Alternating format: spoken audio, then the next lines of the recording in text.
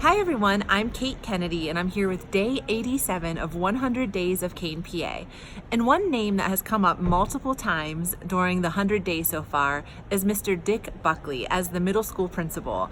And so today we have him here to share a story about his time in the Kane School District. So I'm going to go ahead and flip you around and we'll go on in. And we'll say hello. Hi, Mr. Buckley. How are you? How are you, Katie? You're good. Real good. Good. Hey, thank you so much for your time today. I'm so excited to talk with you, especially because so many people have mentioned the impact that you've had on their lives. And so let's go ahead and start with, where were you born? I was born in Pittsburgh, in Mercy Hospital. All right. And how long did you live in the Pittsburgh area? Just about 6 years. Then we came to Bradford. Okay. And did you graduate from Bradford High Bradford High School, yes. 49.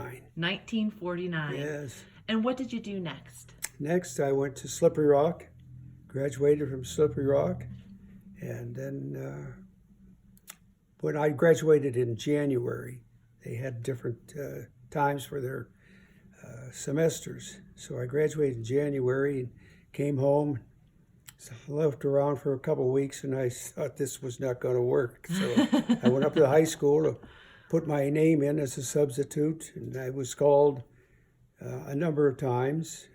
Probably the only person that, because we lived way on the other side of town as you come into Bradford, that took a cab to work. Oh, geez. So I took a cab, and pretty soon, I'd say within a week or so, the principal came to me and said their math teacher had quit on them.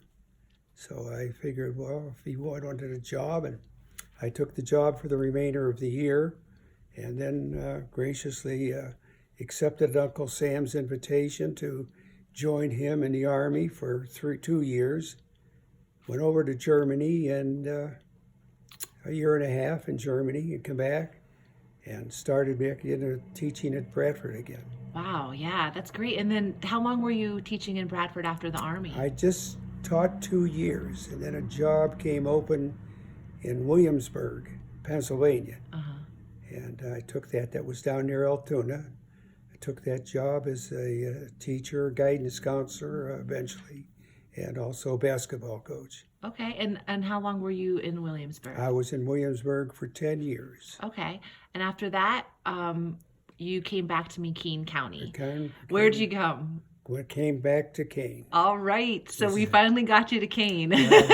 What year was that? Oh, boy, that was 1959. I started in 1959, 60 school year. Okay. And what did you, what job did you have? What was your came first job? back for 1 year was math, and then they had a mixture up, or the administration went kaflooey, and Vern Johnson left the junior high as a principal, and Gene Hall, who was a guidance counselor, took over for him, and I got Gene's job as guidance counselor for three to 4 years. So you started as middle school math teacher, then moved into the middle school guidance counselor position for 3 Yes. years. And then from there, what was the next step? Well, it was just an assistant principal for 1 year, because the individual who was the principal was leaving, and he gave him notification that early that he was going to go. So I had they gave me the job, or offered me the job as principal at junior high. So that's where I was for the next 20 years. Excellent. And then retired. Yes, and those of us who were there when you were there have very fond memories of you as principal, and would love to hear any stories that you would want to share about your time in the Kane School District. Well, I have one that sticks out. I've told it, I'd say, hundreds of times over the years. When I scheduled kids for the cafeteria, I tried to put the same grade in at the same time, so there was no overlap or mixture of grades, but I could not make it with the 7th grade and 9th grade, so I had to put one 7th grade in the cafeteria with all the 9th graders. And at that time, we had close to 600 kids. Oh, wow. In that junior high. It was really crowded. And So I put the kids, and they came in, sat where they wanted to, but naturally the seventh graders sat in a group all by themselves and in a corner. And I noticed over a couple of days, ninth graders going to this one table full of seventh graders, and I just wondered what was going on. So finally, one day, after the kids left, and I walked over to the table and I said, "What's going on?" And the individual who was the head of this group was told me that he was selling candy. About went up through the roof. I told him, I says, you cannot compete against the cafeteria in selling stuff. The money that comes out here is going to go into the cafeteria. And he realized that. And I'd say this individual was probably the first youngest entrepreneur in the state. I would say but he later became, he was a good student, very good student, but now owns the drive-in, owns a classic car wash, and can get you in any place you want. You want to get into Fort Knox, he knows how to get in with the keys. And the individual was Lowell.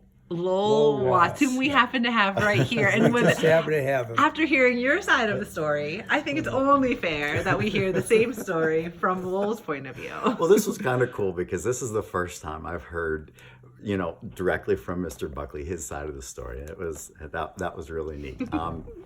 I don't actually quite remember how it all started. I probably just had a handful of candy in my pocket one day, and some of my buddies said, "Hey, give me a piece of candy," and I probably said, "No, I'll sell you one." And one thing led to another, so I started selling candy down there. I'd go up to Austin's and Vincey's here in town, and buy the candy and then take it to school and sell it. And things were pretty good. I had a little book where I kept track of how much the kids owed me or what they bought.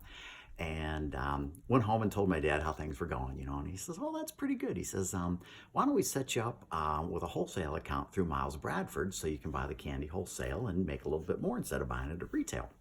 I thought, well, okay, that's a good idea. So I started buying the candy wholesale. And as the year progressed, the lines got longer and longer over there at the seventh grade table.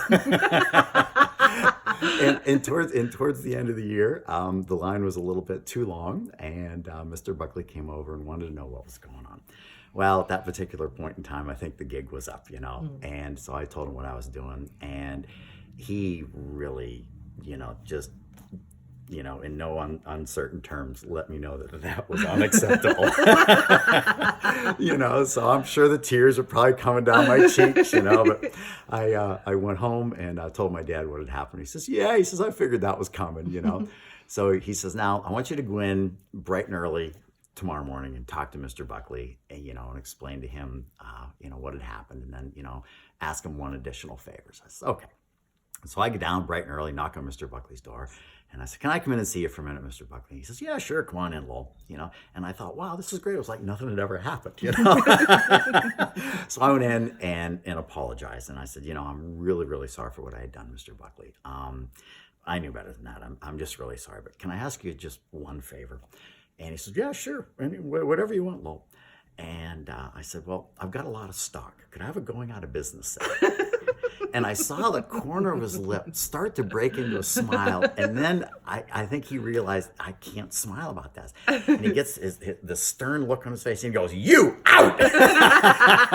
And we've been best buddies ever since. Oh, that is such a great story. And I love hearing both points of view. Yeah. Do you have anything else to share about your time in middle school with Mr. Buckley? I do. All through junior high, every one of us all thought that Mr. Buckley was about 6'4" and 240 pounds. We all looked up to him with such respect and reverence. It just, he really, really ran a tight ship down there, and everybody just really, really respected him to the utmost. That really is what, sticks out in my mind. they say that the key to any successful organization is strong leadership. And I think that's why I know that's why the middle school was the best of the 3 schools when I was going through school. I enjoyed it the most, is because, you just knew what was expected of you, you know, and, that was just so impressive. I'm really, really glad that I had the opportunity to be in junior high with Mr. Buckley at the helm. It was great. And he's still Mr. Buckley to all of us. Yeah, absolutely. Absolutely. Yeah. Never would I ever call him by his first name. It's hello, Mr. Buckley, and I graduated in 1982. I love that. It's that's how much respect that he commands. Yeah, and we all do have that for him. Thank you for sharing that story. And Mr. Buckley, do you have anything else that you would like to share about your time in the Kane School District? No, I enjoyed it. Enjoyed with the people, the teachers, staff. Just it was a good time. There were bad times, but there were more good times than there were bad. And the kids were, at that time, most of the kids were very good. Yeah. You could count the bad ones, the ones that had to need to watch on your fingers. That's good. Yeah. Well, I remember you as my principal too, and you were so great. So thank you for serving our country in the Army. Thank you for serving the school district as our principal. You've really left a huge impact. What year did you retire? Retired in 1993. Okay. And what have you been doing in your retirement? As little as possible. Enjoying every moment, I'm sure. Yes, just have coffee with a group of guys in the morning and just kill time, basically. Yeah. So you're still in the area. You chose to stay in the Kane area, even in retirement. So is it fair to say that you love Kane? Oh, yes. Yes. Think highly of it, very highly of it. Well, we think very highly of you. So thank you again for your time. Thank you, Lowell, for your time too. It was great hearing the two of you guys together. Both sides of the story well represented. All right. And thank you guys so much for watching. It was so much fun to hear a very specific story about a day in the life of middle school with Mr. Buckley. And I know those of you who were in middle school when Mr. Buckley was the principal have your own stories, and we would love to hear from you. So please share your stories about your time in middle school in the comments below.